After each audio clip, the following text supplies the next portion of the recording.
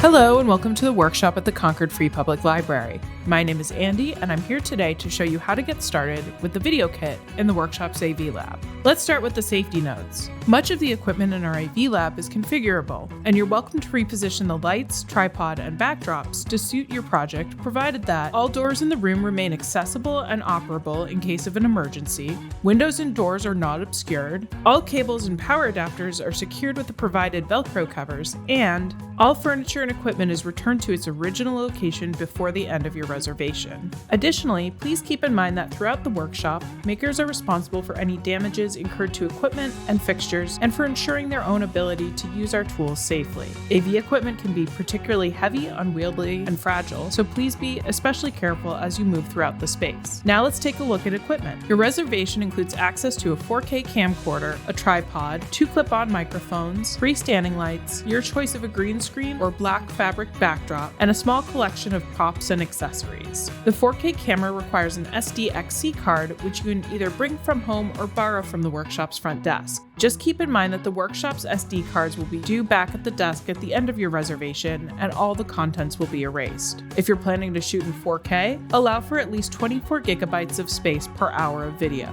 If you'd like to shoot in standard HD, allow for at least 115 megabytes per hour of video. If you'd like to use a workshop laptop to edit your video, you can reserve it separately at cfpl.info/reserve-a-tool. Okay, let's get making. If you'd like to use the green screen, make sure it's fully extended from its ceiling mount. If you'd prefer to use a fabric backdrop, you can clip it onto the provided curtain rod in front of the green screen. If you have any additional props, now is a good time to arrange them.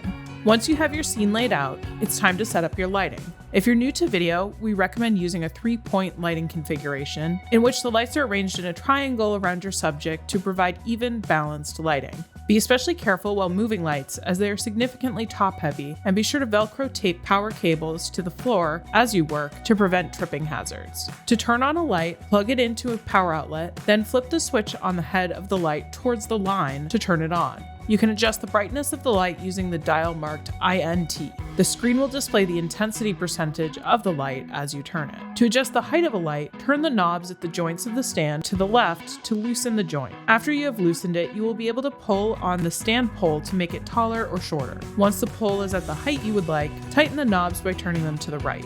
To adjust the angle of a light, turn the gray handle at the head of the light stand the same you would the knobs on the pole. Turn left to loosen and adjust, right to tighten. Lighting looking good? It's time to set up the video camera. Insert your SDXC card into the SD card slot. You may be prompted to reformat your SD card, which is required to use this tool. If you reformat your SD card, the files that you currently have on your SD card will be deleted. To turn on the camera, take off the lens cap and open the camera LCD display. The camera should then turn on and display an image on the screen. Now it's time to choose your recording resolution. Tap Menu on the LCD display, then Image Quality/Size. Now choose File Format. If you'd like to shoot in 4K, select XAVC-S 4K. If you'd like to shoot in standard HD, select AVC HD. You can either shoot your video in handheld mode or attach it to the tripod. To attach the camera to the tripod, press the red button on the head of the tripod to slide the mount free. If the mount doesn't move, you may need to unlock the screw at the top of the tripod to loosen it. Screw the mount into the joint at the bottom of the camera. Now slide the mount back into place at the top of the tripod. Don't forget to tighten the mount by locking the screw on the top of the tripod. Undo the leg clamps to adjust the height and angle of the tripod, and clamp them in again to lock the rods into position. To ensure the camera is parallel with the floor, you can use the bubble level near the head of the tripod. To move the camera before, during, or after recording, you can also pan, move the camera horizontally, and tilt, move the camera vertically. Unscrew the knob by the bubble level to adjust panning speed or lock the camera's horizontal motion. Adjust the knob above the pan knob to change tilt speed or lock the camera's vertical motion. The large handle on the tripod allows you to move the camera horizontally and vertically.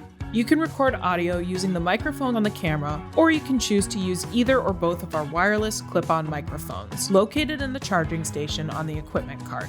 To use a clip-on microphone, connect the microphone receiver to the camera using the short red cable provided. Turn the receiver on with the 0 button on the bottom of the receiver. Now turn on one or both of the transmitters. If you'd like, you can clip the transmitter right to your shirt and use the internal microphone, but if you'd like to minimize the appearance of your microphone, you can clip the transmitter to your belt or waistband and plug one of the smaller clip-on lav mics into the port side of the transmitter. The lav mic can be clipped to your shirt collar. Don't put 2 microphones on the same person, as this will create feedback. Before recording, perform one final check that all equipment is in order. The lights, tripod, and any large props you use should be safely secure, microphone transmitter should be on, and the microphone receiver should be on and plugged into the camera. If everything looks correct, make sure your SDXC card is inserted into the camera in order to save what you are filming. Lights, camera, action! Press the red record button on the camera to begin shooting your masterpiece. Press the red record button again to stop recording. When you're finished shooting, turn off the camera, receiver, and transmitters and return all components to their charging stations. If you extended the viewfinder on the camera, please be sure to close it again or the camera will not charge for the next maker. Return the lights, tripod, and any backdrops, props, or accessories used to their original location and wrap each power cord with the red Velcro cable ties. For more information on how to use the video kit and for troubleshooting tips, visit cfpl.info/videomanual. Congratulations, you're a trained maker, ready to make movie magic. The workshop is made possible by the generous support of the Concord Free Public Library Corporation, a nonprofit organization supported by makers like you. Learn more about all the corporation does to make our library awesome and how you can help at cfplcorp.org. And if you can't get enough making, be sure to check out the workshop's full library of maker tools at cfpl.info/workshop. Bye!